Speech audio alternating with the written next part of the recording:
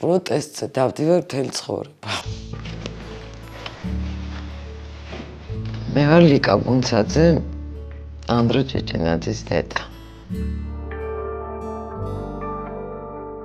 როგორც კი მთავრობა მოდის ახალი, იმავე დღიდან ვარ პროტესტში და ვარ ოპოზიციაში.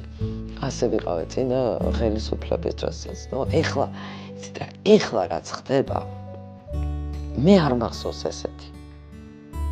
კი ბატონო, ნაცების დროს იყო ადამიანის უფლებების დარღვევა საშინელი და მაგიტომაც ბოლოს შეიცვალა და წავიდნენ, წააგეს არჩევნები და წავიდნენ.